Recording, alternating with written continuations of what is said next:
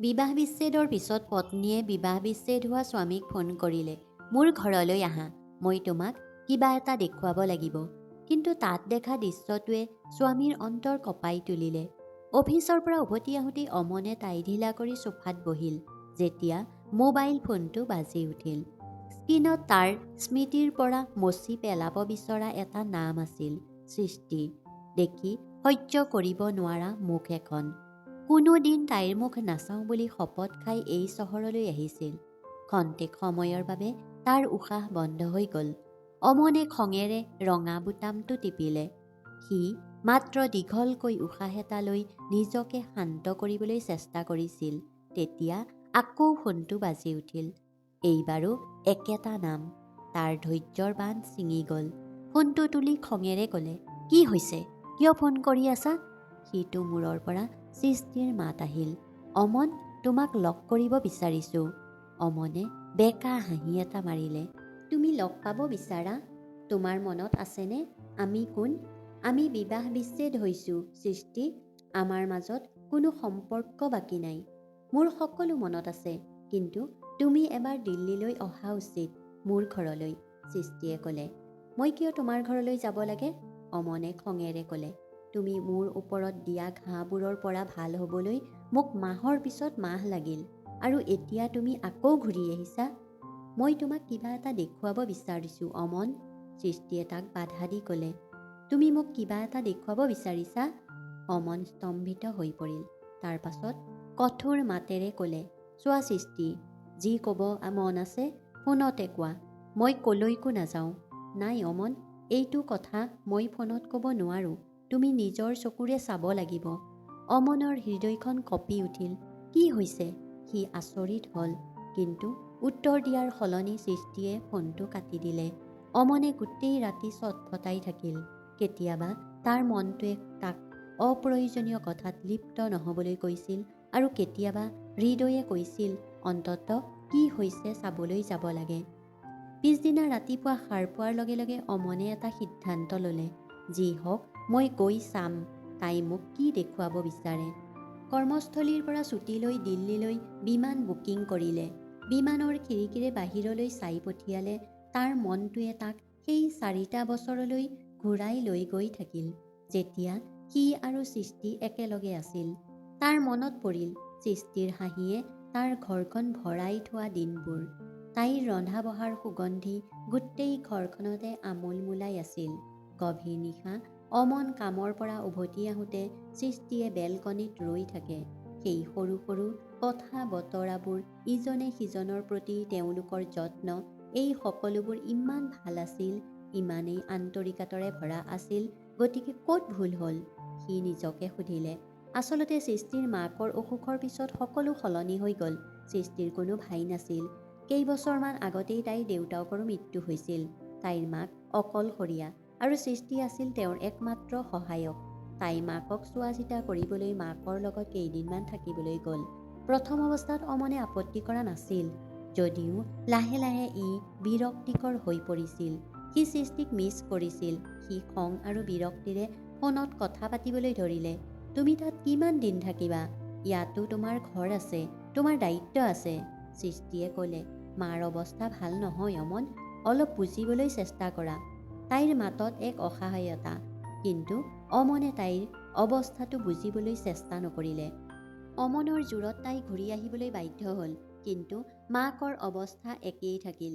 সৃষ্টিয়ে মাকক সিহঁতৰ লগত ৰাখিব বিচাৰিছিল, আৰু অমনক এই বিষয়ে কোৱাত অমনে কথাটোত গুৰুত্ব নিদিলে। তেতিয়াই তাই ঠিক কৰিলে যে একেটা চুবুৰীতে থকা সৃষ্টিৰ পাতি লোৱা ভাতৃ ৰবিৰ পৰা সহায় বিচাৰিব। মাকৰ ঔষধৰ পৰা আৰম্ভ কৰি ডাক্তৰৰ ওচৰলৈ নিয়া সকলো কামতেই ৰবিয়ে তাইক সহায় কৰি আছিল। সৃষ্টিয়ে তাক সঘনাই ফোন কৰিছিল, আৰু তেতিয়াই অমনৰ মনত সন্দেহৰ জুই জ্বলিবলৈ ধৰিলে। অমনৰ পুৰুষসুলভ ইগোৱে তাক মানি ল'বলৈ নিদিলে যে তাৰ পত্নীয়ে আন এজন পুৰুষৰ লগত কথা পাতিব, বেলেগৰ সহায়ৰ প্ৰয়োজন হ'ব। সি অনুভৱ কৰিবলৈ ধৰিলে যে সৃষ্টিয়ে তাৰ পৰা কিবা এটা লুকুৱাই ৰাখিছে। সৃষ্টিয়ে পিছদিনা আকৌ ৰবিৰ লগত কথা পাতি গম পালে যে মাকৰ অৱস্থা আকৌ বেয়া হ'বলৈ আৰম্ভ কৰিছে। সৃষ্টি মাকৰ ওচৰলৈ উভতি আহিল। অমনৰ সন্দেহ এতিয়া বিশ্বাসলৈ পৰিণত হৈছিল। লাহে লাহে সিহঁতৰ প্ৰেমৰ মজবুত আট্টালিকাটোক খহাই পেলাইছিল। তাৰ ফোন কলবোৰত এতিয়া এজন সন্দেহবাদী অনুসন্ধিৎসু স্বভাৱটো কঢ়িয়াই আনিছিল। এদিন ৰাতি প্ৰায় 11 বজাত অমনে সৃষ্টিক ফোন কৰিলে। ফোনটো ব্যস্ত হৈ আছিল।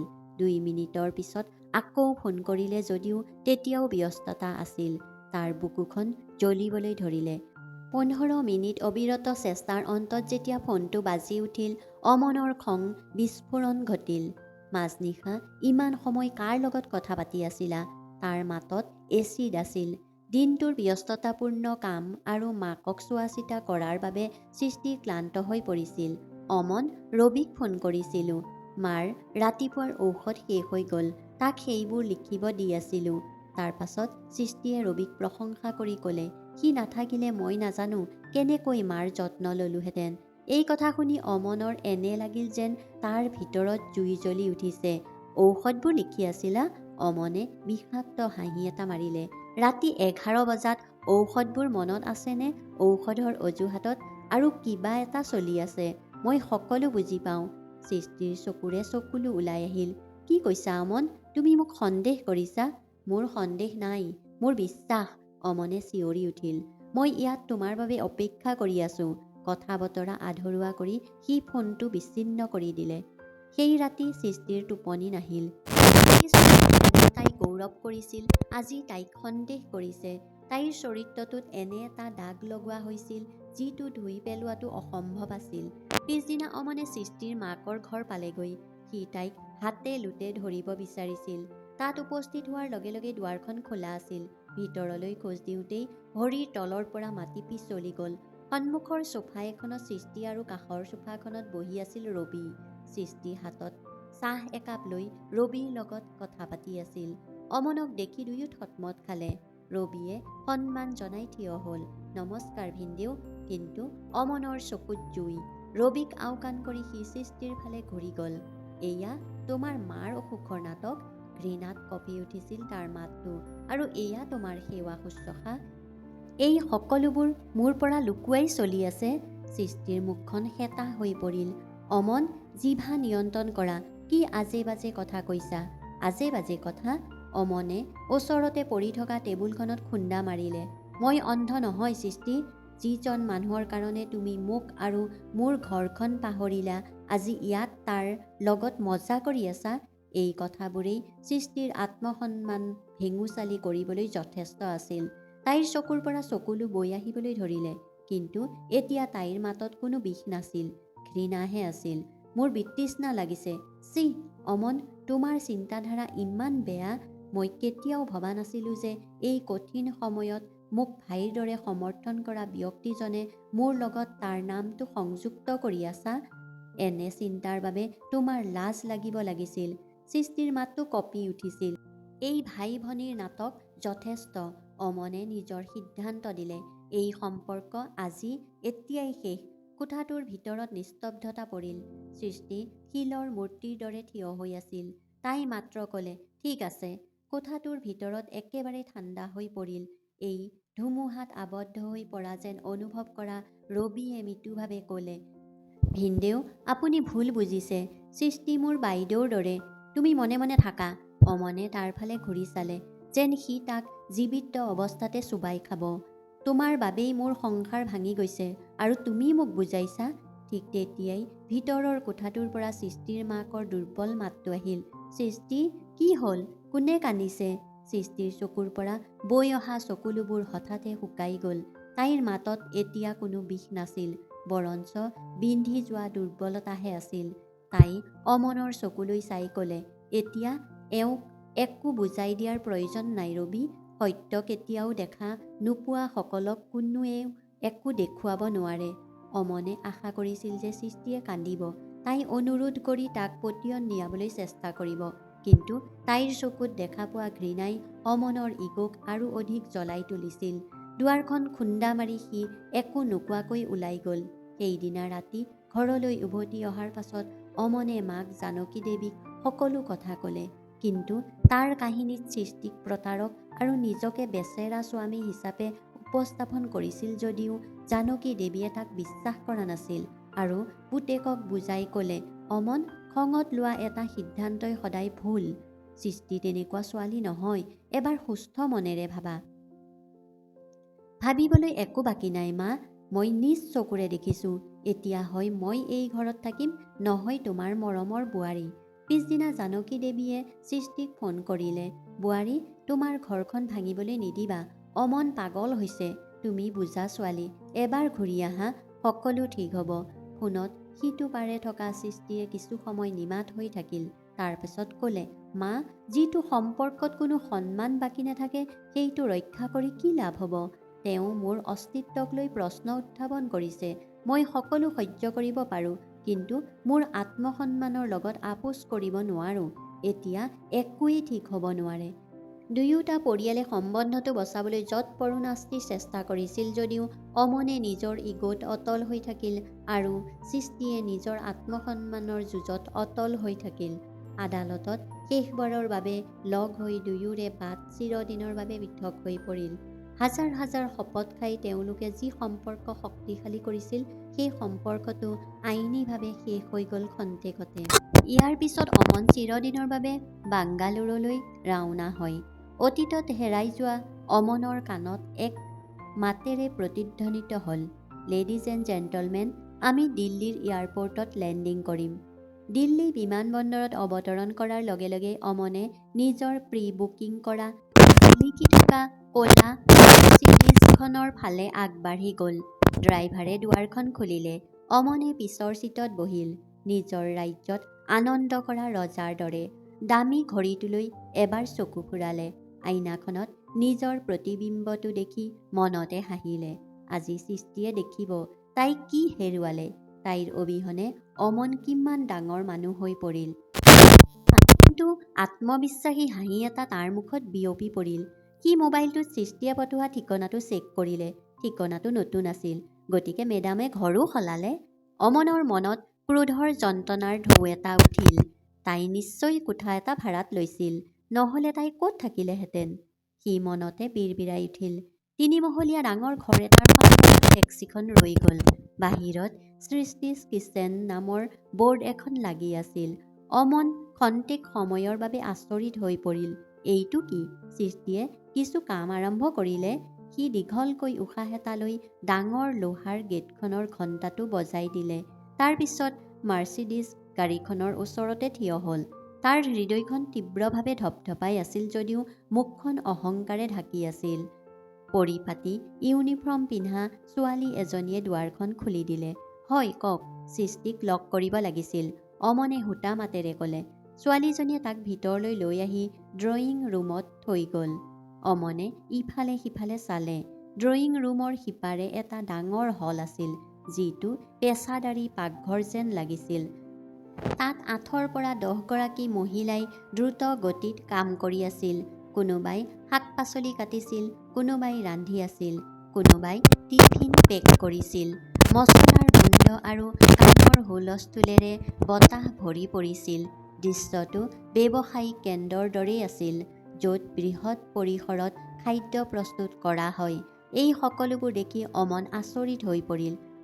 ঠিক তেতিয়াই চিনাকি মাত এটাই মাত দিলে, মাধুৰী, এই 100 টিফিন গুপ্তা আৰু চাঞ্চিছৰ অফিচলৈ ডেলিভাৰী দিব লাগিব, খৰধৰ কৰক।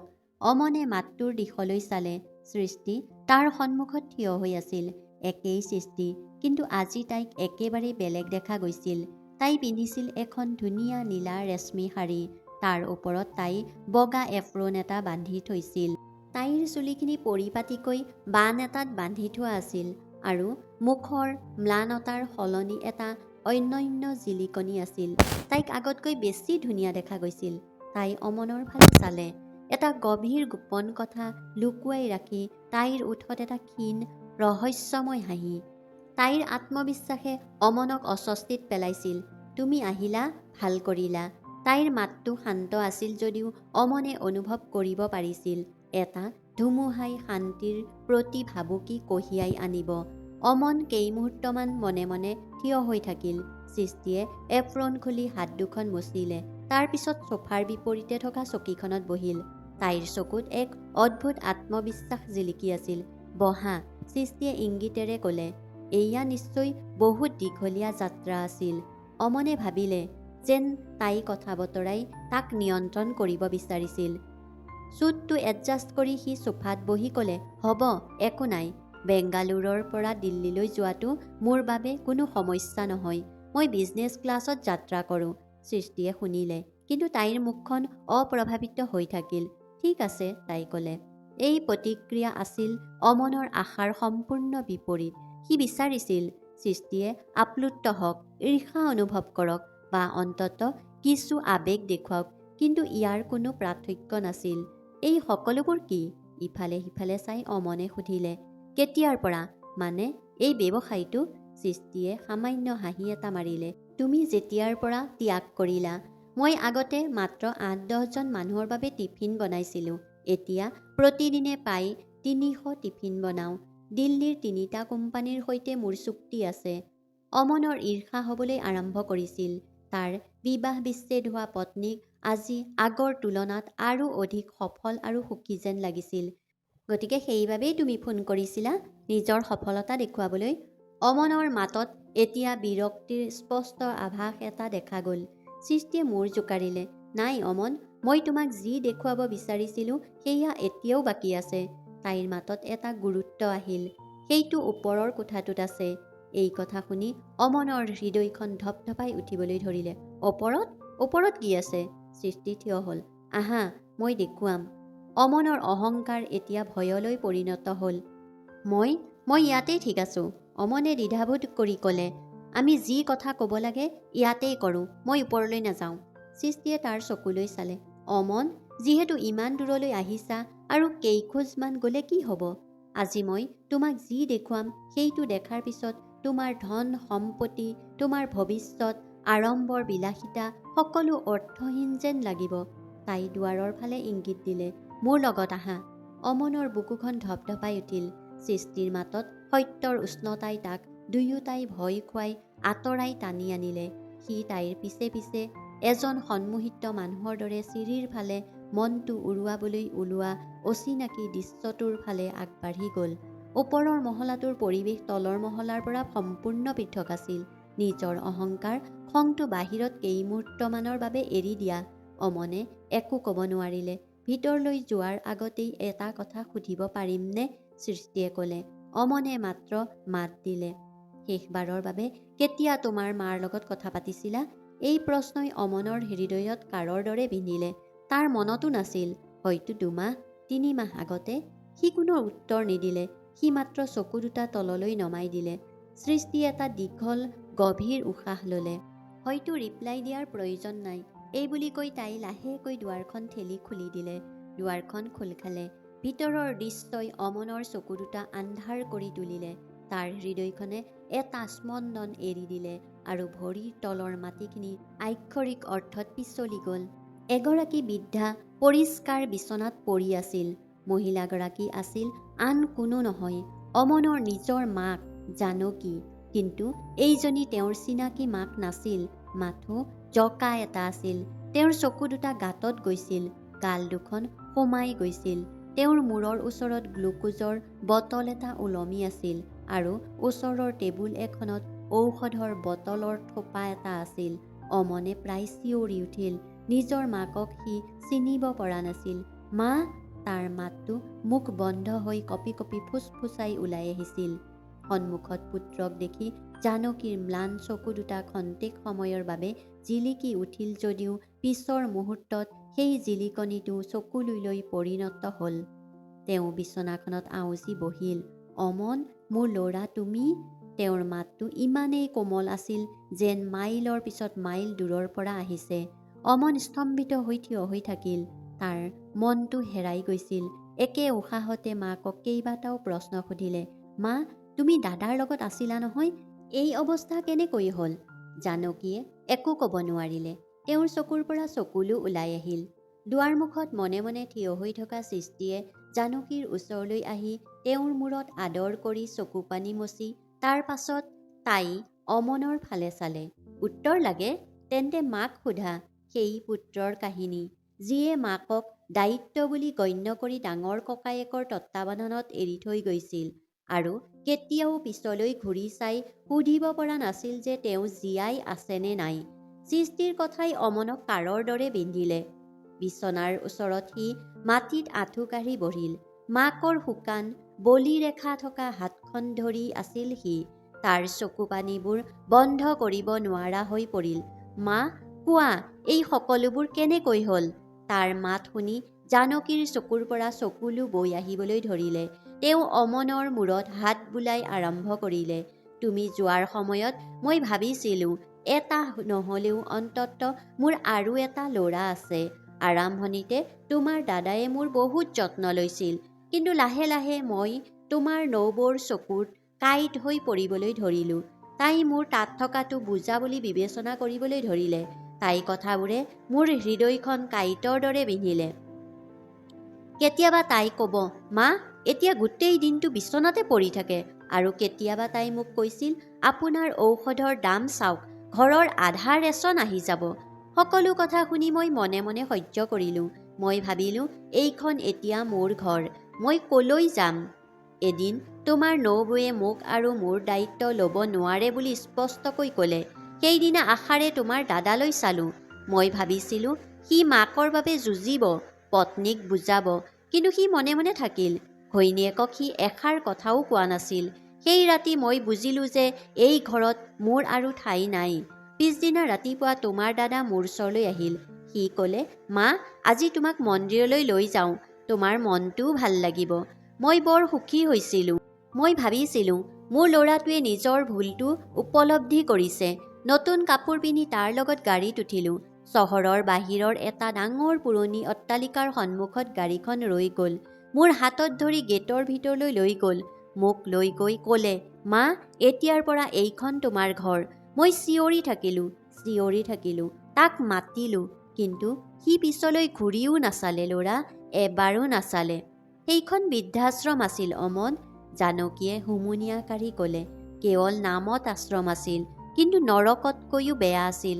শুকান ৰুটি, লেতেৰা বিছনা আৰু সকলোতে মোৰ দৰে দুৰ্ভগীয়া পিতৃ মাতৃ আছিল, যিসকল নিজৰ সন্তান থকাৰ পিছতো পৰিত্যক্ত হৈ পৰিছিল, আনকি দিনটোত দুবাৰকৈ আহাৰ ভিক্ষাৰীক দিয়াৰ দৰেই দিছিল।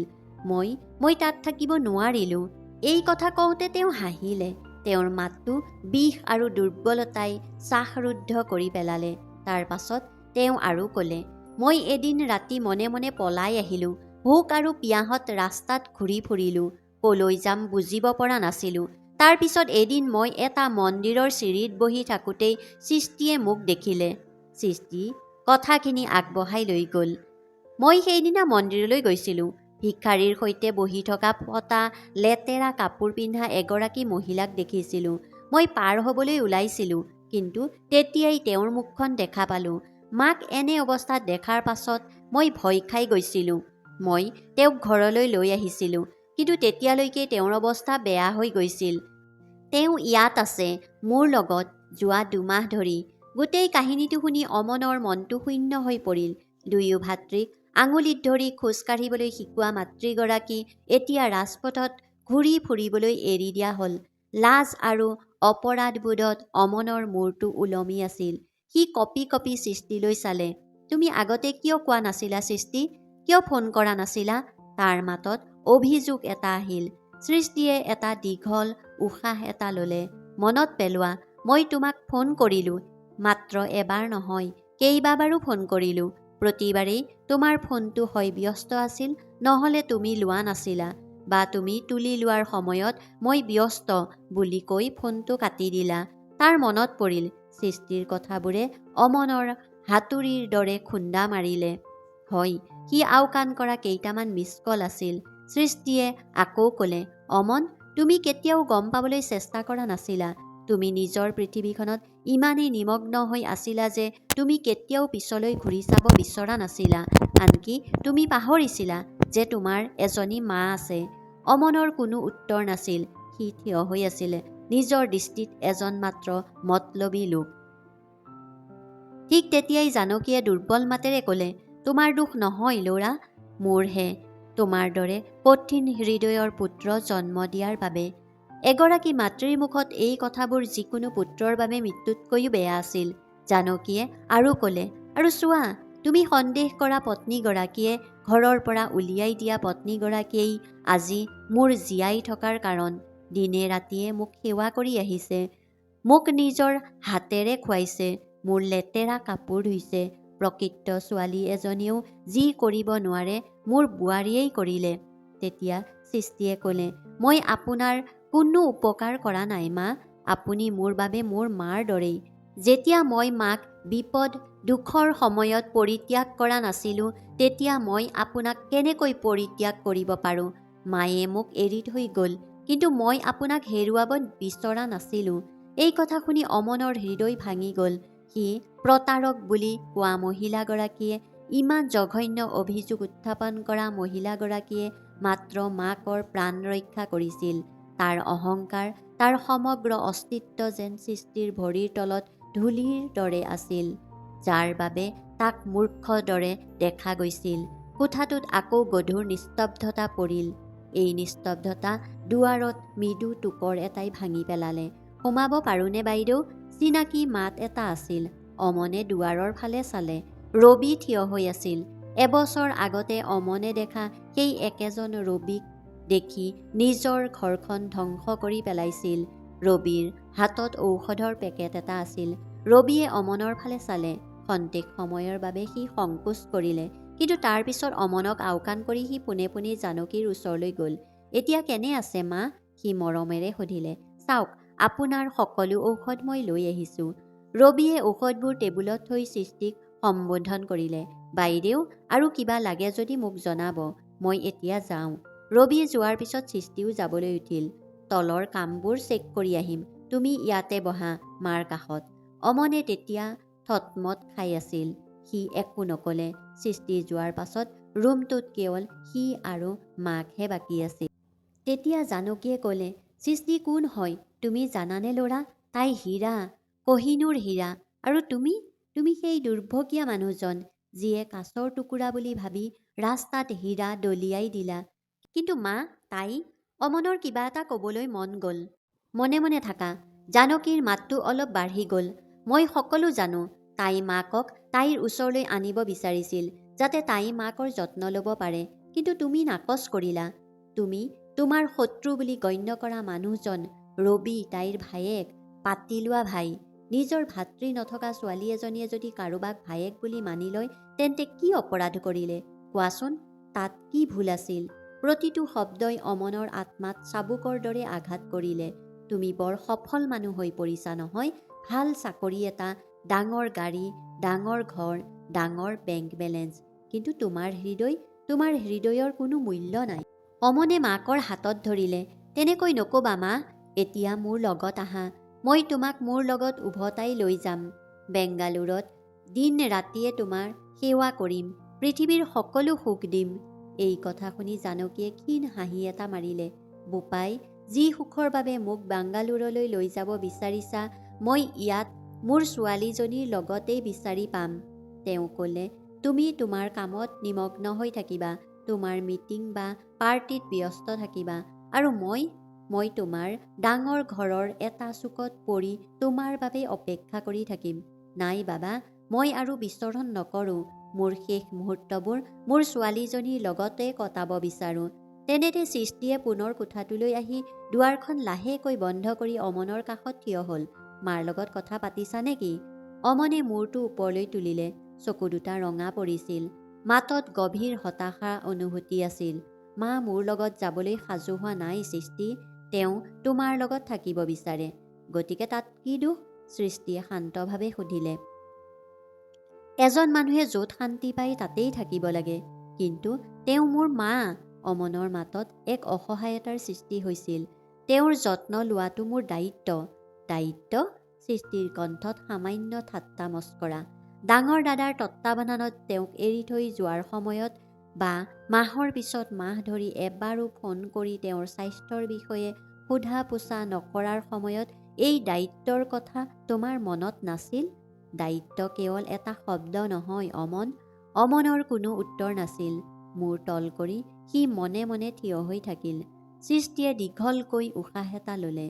চোৱা অমন, মই তোমাৰ মাক তোমাৰ পৰা আঁতৰাই নিব নিবিচাৰোঁ। তেওঁ এতিয়াও তোমাৰ মা আৰু সদায় থাকিব। তোমাক অপমান কৰিবলৈ মই ইয়ালৈ মাতি অনা নাই। মই ইয়ালৈ মাতিলোঁ কেৱল যাতে তুমি নিজ চকুৰে সেই সত্যটো চাব পাৰা যাৰ পৰা তুমি আঁতৰি গৈছা। সৃষ্টিৰ সকলো কথাই আইনাৰ দৰেই আছিল, যাৰ ফলত অমনে নিজৰ কুৎসিত মুখখন স্পষ্টকৈ দেখা পাইছিল। এসময়ত তাৰ জীৱনৰ পৰা বাহিৰ কৰি দিয়া মহিলাগৰাকীয়ে এতিয়া তাক জীৱন আৰু সম্পৰ্কৰ বিষয়ে আটাইতকৈ ডাঙৰ পাঠটো শিকাই আছিল। অমন ঘৰৰ পৰা ওলাই আহোঁতে ইতিমধ্যে ৰাতি হৈছিল। ড্ৰাইভাৰক ওচৰৰ হোটেল এখনলৈ লৈ যাবলৈ ক'লে। বিলাসী হোটেলৰ কোঠাটোত উপস্থিত হৈ সি নিজকে বিচনাৰ ওপৰত পেলাই দিলে। কোঠাটোৰ নিস্তব্ধতাই তাক চেপি ধৰিছিল। মাকৰ দুৰ্বল অসহায় মুখখন বাৰে বাৰে চকুৰ আগত জিলিকি উঠিছিল। অমন চিন্তাত হেৰাই গ'ল। সৃষ্টিৰ ওচৰত আটাইতকৈ সহজ বিকল্প আছিল জানকীৰ উপস্থিতিক আওকাণ কৰা বা অমনৰ ভায়েকক খবৰ দিয়া, যিয়ে মাকক ঘূৰাই লৈ যাব। কিন্তু তাই তেনে নকৰিলে। এজনী অকলশৰীয়া নাৰী হৈ তাইৰ পূৰ্ব শাহুৱেকক ঘৰলৈ আনি কন্যা হিচাপে নিজৰ কৰ্তব্য পালন কৰিছিল। এতিয়া সি বুজিবলৈ ধৰিলে যে সি সৃষ্টিৰ ওপৰত উত্থাপন কৰা সকলো অভিযোগ ভিত্তিহীন আৰু নিজৰ ভুল ধাৰণাৰ ফল। আৰু ৰবি, তাৰ চকুত সৃষ্টিৰ প্ৰতি সন্মানৰ বাহিৰে একো নাছিল। কি যে দয়ালু মানুহ সি! চিন্তা কৰি থিয় হৈ সি খিৰিকীখনৰ ওচৰলৈ গ'ল। তলত চহৰৰ পোহৰবোৰ জিলিকি আছিল আৰু মানুহবোৰ নিজৰ জীৱনত নিমগ্ন হৈ আছিল যদিও অমনক পৃথিৱীৰ আটাইতকৈ অকলশৰীয়া আৰু পৰাজিত মানুহ যেন লাগিছিল। সি জীৱনত কি লাভ কৰিছিল? ধন, খ্যাতি, এটা ডাঙৰ খালী ঘৰ। আৰু সি কি হেৰুৱাইছিল? এগৰাকী মৰমীয়াল সদয় পত্নী, এগৰাকী মৰমীয়াল মাতৃ আৰু সৰ্বাধিক তাৰ আত্মসন্মান। গোটেই ৰাতি সি সাৰ পাই থাকিল, নিজৰ অতীতৰ কথা চিন্তা কৰি।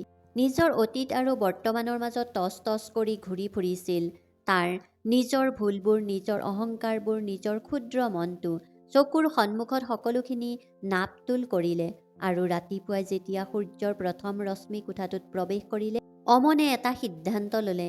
এনে এটা সিদ্ধান্ত যিয়ে সম্ভৱ তাৰ জীৱনটোক নতুন ৰূপ দিব। তাৰ আৰু পলাবলৈ মন নগ'ল। সি ভুলবোৰ মানি ল'ব বিচাৰিছিল, তেওঁলোকৰ সন্মুখীন হ'ব বিচাৰিছিল আৰু তেওঁলোকৰ সংস্কাৰৰ শেষ প্ৰচেষ্টা চলাব বিচাৰিছিল। যিয়েই নহওক কিয়, পিছদিনা ৰাতিপুৱা অমন হোটেলৰ পৰাই পোনে পোনে সৃষ্টিৰ ঘৰলৈ গ'ল। অহংকাৰৰ ঠাইত গভীৰ দুখ আৰু চকুত সঁচা অনুতাপ আছিল। সাহস গোটাই সি সোমাই আহিল। সৃষ্টি তাৰ সন্মুখত থিয় হৈ আছিল। মই মাক লগ কৰিবলৈ আহিছোঁ, অমনে ক'লে। আৰু সৃষ্টিয়ে উত্তৰ দিলে, তেওঁ শুই আছে। ঠিক আছে, মই ৰৈ যাম বুলি কৈ অমনে ৰুমৰ চুকত থকা চকী এখনত মনে মনে বহিল। ঘণ্টাৰ পিছত ঘণ্টা পাৰ হৈ গ'ল। অমন বহি থাকিল মনে মনে। সৃষ্টিৰ কাম চাই থাকিল। তাই নিজৰ দলটোক নিৰ্দেশনা দি আছিল আৰু প্ৰতিটো কাম সম্পূৰ্ণ নিষ্ঠাৰে সম্পূৰ্ণ কৰি আছিল।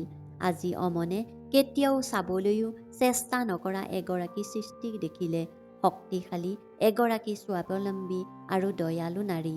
দুপৰীয়া জানকীয়ে সাৰ পোৱাত অমন তেওঁৰ ওচৰলৈ গ'ল আৰু একো নোকোৱাকৈয়ে তেওঁৰ ভৰি দুখন লাহেকৈ মালিচ কৰিবলৈ ধৰিলে। জানকীয়েও পুত্ৰৰ চকুলৈ চালে। তেওঁ দেখিবলৈ পাইছিল অনুশোচনাৰ প্ৰকৃত জুই। সেইদিনা অমনে সন্ধিয়ালৈকে মাকক চোৱাচিতা কৰিছিল। নিজৰ হাতেৰে মাকক চুপ খুৱাইছিল আৰু তেওঁৰ ঔষধৰ যত্ন লৈছিল। এই ক্ৰম আগন্তুক দুদিনলৈ চলি থাকিল। অমনে প্ৰতিদিনেই ৰাতিপুৱা আহি আবেলিলৈকে মাকক চোৱাচিতা কৰাত ব্যস্ত থাকে। সি বেছি কথা কোৱা নাছিল বা কোনো কামতে হস্তক্ষেপ কৰা নাছিল। সৃষ্টিৰ ঘৰত সি অচিনাকি মানুহৰ দৰে আছিল। সৃষ্টিয়েও এই সকলোবোৰ মনে মনে চাই থাকিল। দুয়োৰে মাজত দীঘলীয়া গভীৰ নিস্তব্ধতা। এদিন অমন মাকৰ কোঠাত থাকোঁতে সৃষ্টিয়ে চাহ আনি দিলে। অমনে দ্বিধাবোধ কৰি কাপটো লৈ ধন্যবাদ বুলি ক'লে। সৃষ্টিয়ে কোনো উত্তৰ নিদিলে, মাথো থিয় হৈ থাকিল। তাৰ পিছত তাই সুধিলে, তুমি বাংগালুৰুলৈ উভতি নোযোৱা নেকি? তোমাৰ কাম আছে। অমনে মূৰ তল কৰিলে। কামৰ পৰা এমাহৰ ছুটী লৈছোঁ। মা ভাল নোহোৱালৈকে ইয়াতেই থাকিম। এনে কৰাৰ কোনো প্ৰয়োজন নাই, সৃষ্টিয়ে ক'লে। মই মাৰ যত্ন লৈ আছোঁ। মই জানো, অমনে ক'লে। যিটো কাম এটা পুতেকে কৰিব লাগে মই এতিয়ালৈকে তেনেকুৱা কৰা নাই সৃষ্টি।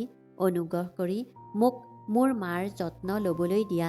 মোৰ ভুল শুধৰণিৰ সুযোগ দিয়া। এতিয়া সৃষ্টিয়ে একো ক'ব নোৱাৰিলে। দুয়োৰে মাজত বৰফৰ নিস্তব্ধতা আজি প্ৰথমবাৰৰ বাবে ভাঙি গ'ল। আজি অমনে কেৱল মাকক সেৱা কৰাই নহয়, সৃষ্টিৰ ঘৰৰ সৰু সৰু কামতো সহায় কৰিছিল। তাইৰ যদি কিবা গধুৰ বস্তু তুলিবলগীয়া হয় তেন্তে সি সহায় কৰিবলৈ আগবাঢ়ি আহে। তাইক বজাৰৰ পৰা কিবা কিনাৰ প্ৰয়োজন হ'লে সি লৈ আহিছিল। সেইদিনা দুপৰীয়া সৃষ্টিয়ে লক্ষ্য কৰিলে যে তাইৰ পাকঘৰৰ চিংকটো বন্ধ হৈ আছিল। প্লাম্বাৰজন দেৰি হৈছিল, কাম বন্ধ হৈ গৈছিল। অমনে এই কথা লক্ষ্য কৰি তাৰ নিজৰ সঁজুলিবোৰ হাতত লৈ নিজেই ঠিক কৰিবলৈ ধৰিলে। 2 ঘণ্টা সংগ্ৰামৰ পিছত চিংকটো ঠিক কৰি লোৱাত অমনৰ কাপোৰ কানি আৰু হাত দুখন সম্পূৰ্ণ লেতেৰা হৈ পৰিল। সৃষ্টিয়ে তাৰ ফালে চাই থাকিল। এইজনেই আছিল সেই একেজন অমন, যিয়ে কেতিয়াও নিজৰ কাপোৰ নিজে আলমাৰীৰ পৰা উলিয়াই নিদিছিল। কাপোৰৰ সৰু দাগ এটাও সি সহ্য কৰিব নোৱাৰিছিল। আজি সেই একেজন ব্যক্তিয়ে লেতেৰা পানীত হাত ডুবাই চিংকটো চাফা কৰি আছিল। অমনে যেতিয়াই হাত ধুই সৃষ্টিৰ ফালে চালে তাই চকুলো ওলাই আহিল। এই সকলোবোৰ কৰাৰ প্ৰয়োজন নাই অমন, ম্লান মাতেৰে ক'লে সৃষ্টিয়ে। প্ৰয়োজন আছে, অমনে ক'লে। মোক বৰ প্ৰয়োজন। মই তোমাক বহুত কষ্ট দিছোঁ।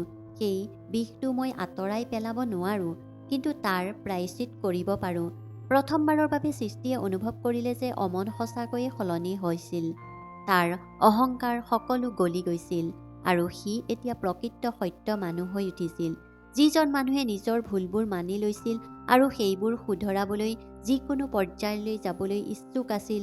পিছদিনা ৰাতিপুৱা সূৰ্যৰ ৰশ্মিয়ে নতুন আশা কঢ়িয়াই আনি ঘৰত প্ৰৱেশ কৰাৰ লগে লগে অমনে মাকৰ কোঠালৈ যাবলৈ ওলাইছিল। দুৱাৰৰ ঘণ্টাটো বাজি উঠিল। ঠিক সেই মুহূৰ্ততেই ৰবি ঘৰলৈ আহিল, কিবা কামৰ বাবে। সি আহি পাকঘৰত সৃষ্টিৰ লগত কথা পাতি থাকোঁতেই অমনে তালৈ চালে। অমনৰ খোজবোৰ ক্ষন্তেক সময়ৰ বাবে নিথৰ হৈ পৰিল। চকুৰ সন্মুখত তাৰ অতীতটো জিলিকি উঠিল। সাহস গোটাই সি ৰবিক মাত দিলে, ৰবি, মই তোমাৰ লগত 1 মিনিটৰ বাবে কথা পাতিব পাৰিমনে? ৰবি আৰু সৃষ্টি দুয়োজনেই স্তম্ভিত হৈ পৰিল। ৰবি দ্বিধাবোধ কৰি ড্ৰয়িং ৰুমত সোমাই গ'ল। তেওঁলোকৰ সন্মুখত অমন থিয় হৈ আছিল, যদিও তাৰ চকু দুটা নিৰাশ হৈ পৰিছিল। মই জানো, মই ক্ষমা খুজিলেই মই কৰা পাপৰ প্ৰায়শ্চিত নহ'ব, কিন্তু আজি তোমালোকৰ সম্পৰ্কক কলংকিত কৰিবলৈ কোৱা প্ৰতিটো শব্দৰ বাবেই তোমালোক দুয়োৰে ওচৰত ক্ষমা বিচাৰিব বিচাৰিছোঁ। ৰবিৰ চকুলৈ চাই সি ক'লে, মোৰ নিৰাপত্তাহীনতা আৰু অহংকাৰত অন্ধ হৈ, ৰবি, মই তোমাক ইমান জঘন্য অপৰাধ অভিযোগ দিছিলোঁ। তুমি সদায় সৃষ্টি আৰু মোৰ মাৰ কাষত ভাইৰ দৰে থিয় হৈ আছিলা আৰু মই তোমাক ভুল বুজাইছিলোঁ। অনুগ্ৰহ কৰি এই দোষী ভাইক ক্ষমা কৰি দিবা। তাৰ পিছত সি সৃষ্টিৰ ফালে ঘূৰি চালে। চকুৰ পৰা চকুলো বৈ আহিল। আৰু সৃষ্টি, মই তোমাৰ ওচৰত অন্তৰৰ পৰা ক্ষমা বিচাৰিছোঁ। মই ঠিক তেতিয়াই সৃষ্টিয়ে তাৰ কথাত বাধা দিলে। তাই ক'লে, কিছুমান ভুল ক্ষমা কৰিব নোৱাৰি।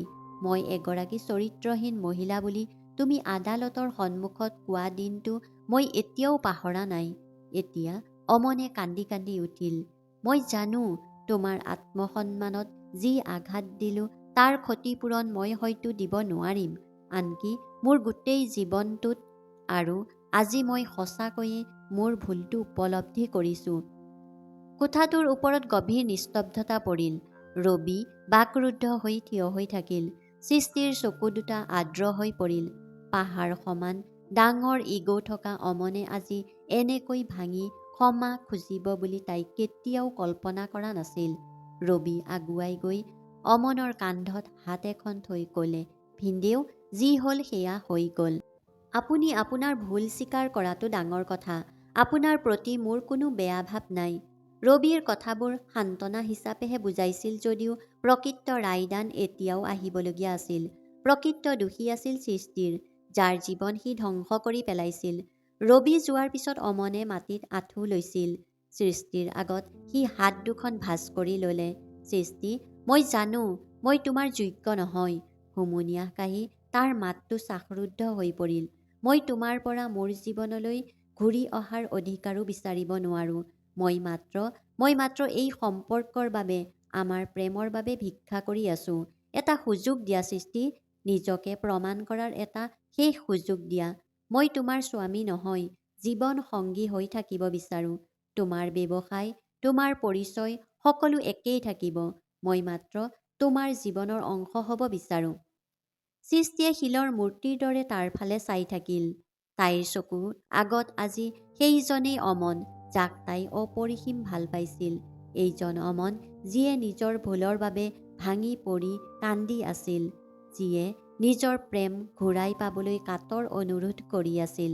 তাই অমনৰ হাতত ধৰি ওপৰলৈ তুলিলে। অমন, তুমি লগোৱা ঘাঁবোৰ বৰ গভীৰ। ভাল হ'বলৈ সময় লাগিব। মোক অলপ সময় দিয়া চিন্তা কৰিবলৈ। সেই নিশা অমন বা সৃষ্টি কাৰো টোপনি নাহিল। দুয়োজনেই মনৰ ভিতৰতেই ধুমুহাৰ সৈতে যুঁজিলে। মাজনিশা অমনৰ ফোনটো বাজি উঠিল। পৰ্দাত সৃষ্টিৰ নামটো দেখি তাৰ হৃদয়খন জোকাৰি গ'ল। হেল্ল', কঁপা কঁপা মাতেৰে সি ক'লে। সৃষ্টিৰ শান্ত কিন্তু দৃঢ় মাতটো সিটো মূৰৰ পৰা আহিল। অমন, মই বহুত ভাবিলোঁ আৰু মই এটা সিদ্ধান্ত লৈছোঁ। প্ৰতিটো সম্পৰ্কই দ্বিতীয়বাৰৰ বাবে সুযোগ পোৱাৰ যোগ্য, আৰু প্ৰতিজন ব্যক্তিয়েও। অমনৰ চকুত আনন্দৰ চকুলো বৈ আহিল। সি একো ক'ব নোৱাৰিলে। কিন্তু এটা চৰ্ত আছে, সৃষ্টিয়ে ক'লে। সকলো চৰ্ত মানি ল'ম সৃষ্টি, অমনে লগে লগে ক'লে। এই সম্পৰ্ক এতিয়া সমতাৰ হ'ব অমন। আমি ইজনে সিজনৰ সমৰ্থন হ'ম, ইজনে সিজনৰ শক্তি হ'ম। তুমি মোৰ উৰাণ বন্ধ নকৰিবা। মই সন্মত, অমনে চকুলোৰে ক'লে। মই আজিয়েই দিল্লীলৈ ট্ৰেন্সফাৰৰ বাবে আবেদন কৰিম। ফোনটো বিচ্ছিন্ন হৈ গ'ল যদিও দুটা হৃদয়ৰ মাজত ভঙা তাঁৰডাল আজি পুনৰ সংযোগ হ'ল। পিছদিনা ৰাতিপুৱা সূৰ্যৰ প্ৰথম ৰশ্মিয়ে কোনোবাই দুৱাৰত টোকৰ মাৰিলে। সৃষ্টি ওলাই আহি অমনক থিয় হৈ থকা দেখিলে। হাত দুখন খালী আছিল যদিও চকু দুটা আজি চকুলোৰে ভৰি পৰিল। তাৰ মাজত আছিল প্ৰকৃত প্ৰেম, গভীৰ অনুশোচনা আছিল আৰু সম্পূৰ্ণ আত্মসমৰ্পণ আছিল। ভিতৰলৈ অহাৰ লগে লগে সি সৃষ্টিৰ আগত আঁঠু লৈ পৰিল আৰু সি মাত্ৰ ক'ব পাৰিলে, তোমাৰ অবিহনে মোৰ জীৱনটো অসম্পূৰ্ণ। মই তোমাক আৰু কেতিয়াও হেৰুৱাব নিবিচাৰোঁ। অশ্ৰুসিক্ত চকুৰে সৃষ্টিয়ে তাক তুলি ল'লে আৰু সাৱটি ধৰিলে। আবেগৰ সকলো বাধা একেলগে ভাঙি গ'ল। দুয়োফালৰ পৰা চকুলো বৈ আহিল। বন্ধু বান্ধৱীসকল, কাহিনীটো শুনি ভাল লাগিলে লাইক কৰিব, কমেণ্ট কৰিব আৰু চেনেলটো ছাবস্ক্ৰাইব কৰিবলৈ নাপাহৰিব। ধন্যবাদ।